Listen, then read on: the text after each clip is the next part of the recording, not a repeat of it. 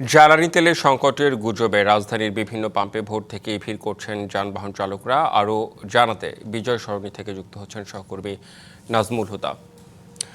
নাজমুল হুদা, সকাল থেকে আপনার সঙ্গে কথা বলছিলাম এবং দীর্ঘ সারি দেখাচ্ছিলেন আপনি যানবাহনের। এখনও কি সেই অবস্থা? কি বলছেন সংশ্লিষ্টরা? রেদওয়ান, এখনো সেই আগের মতো একই চিত্র, দীর্ঘ সারি রয়েছে যারা তেল নিতে এসেছেন। তো আমি এখন বিজয় সরণিতে ছিলাম, তবে কিছুক্ষণ আগে আমি আরেকটি পাম্পে অর্থাৎ আসাদুজ্জাদের একটি পাম্পে এসেছি, সেখানেও একই চিত্র। আপনারা একটু দেখাই আপনাদেরকে যে এখনো সেই প্রাইভেট কার, মোটরসাইকেলের যে সারি, সেই সারিটি কিন্তু রয়েছে। আমরা একটু কথা বলি একজনের সঙ্গে। এখানে একজন চালক রয়েছেন। আপনি কতক্ষণ ধরে লাইনে ছিলেন, কি চিত্র দেখলেন? আমি 9টা 25 সিরিয়াল দিছি, সকাল 9টা 25, এখন 11টা 4। অবস্থা দেখা যাচ্ছে ভালো না। এখন দেখি সামনে কি হয়। আমরা সবাই চেষ্টা করব সাশ্রয় হওয়ার জন্য। দেশবাসীকে সবাইকে অনুরোধ জানাবো আমরা যেন সবাই সাশ্রয় হই, সবাই যেন সহযোগিতা করি। তেলের তো সংকট নেই, সরকারের তরফ থেকে বলা হয়েছে, পাম্পগুলো বলছে। তো আপনারা তারপরে এত যে দীর্ঘ লাইন দিয়ে যে তেল নিচ্ছেন? না, সংকট নেই সেটা ঠিক আছে, কিন্তু আমার এখন যে আমি সিরিয়াল দিচ্ছি সেটা আমার প্রয়োজনে, আমি যে থাকতে নিচ্ছি তা না। কিন্তু আমরা সবাইকেই বলবো যে হতাশা হওয়ার কোনো কারণ নাই।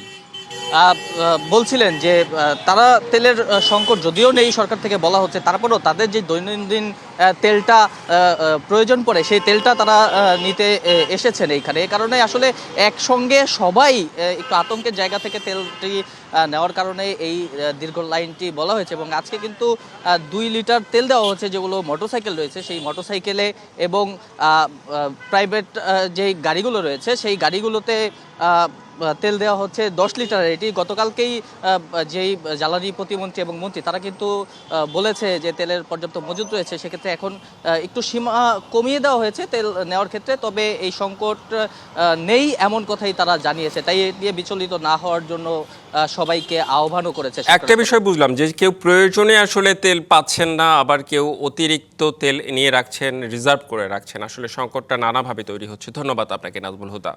নগদ নিয়ে এলো হার না মানা হার অফার। সর্বনিম্ন 10,000 টাকা রেমিটেন্স নগদে পাঠালে থাকছে স্বর্ণের হার জেতার সুযোগ। ঢাকার পর এবার একটু চট্টগ্রামের খবর জানতে চাই। চট্টগ্রামের পাম্পগুলোতেও যানবাহনের দীর্ঘ সারি রয়েছে, সেখানকার আরও খবর জানাতে সরাসরি যুক্ত হচ্ছেন সহকর্মী মুজিবুল হক। মুজিবুল হক, আপনার পেছনেই দেখতে পাচ্ছি অনেক দীর্ঘ সারি সম্ভবত মনে হচ্ছে। আপনি যে পাম্পে রয়েছেন, কি অবস্থা সেখানে জানাবেন আমাদের।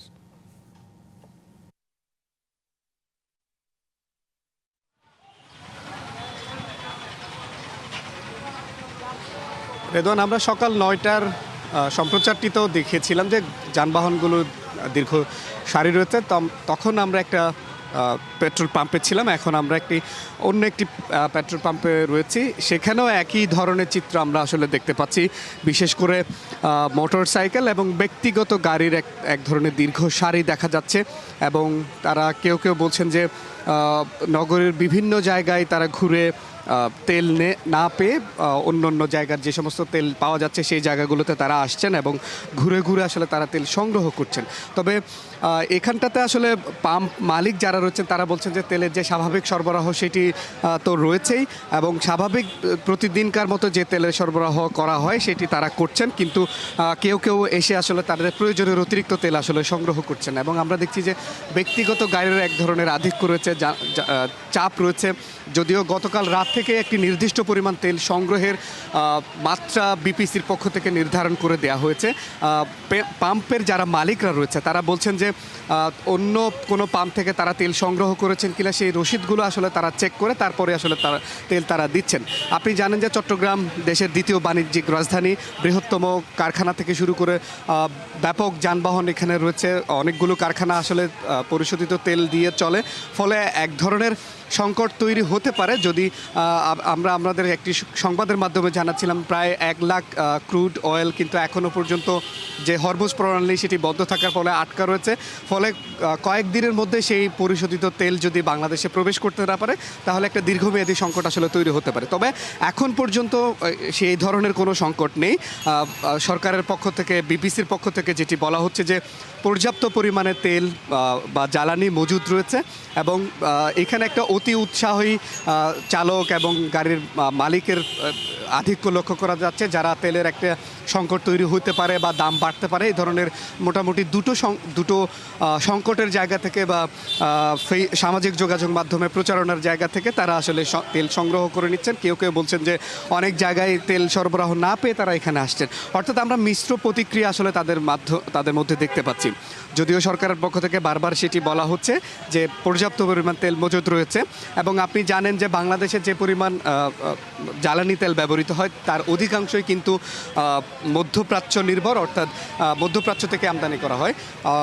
সেই জায়গা থেকে যেহেতু হরমুজ প্রণালী বন্ধ রয়েছে, সেটি পুরোপুরিভাবেই আমদানি যে চেইন, স্বাভাবিক যে চেইন, সেটি সরবরাহ ঘাটতি হচ্ছে। সেটি খুব একটা এখন পর্যন্ত প্রভাব পড়ছে না পাম্প মালিকরা, এবং পাশাপাশি প্রয়োজনের অতিরিক্ত আসলে যারা জ্বালানি নিচ্ছেন সেখান থেকে আসলে সংকটটা আরও বেশি বাড়ছে মনে হচ্ছে। ধন্যবাদ আপনাকে মুজিবুল হক।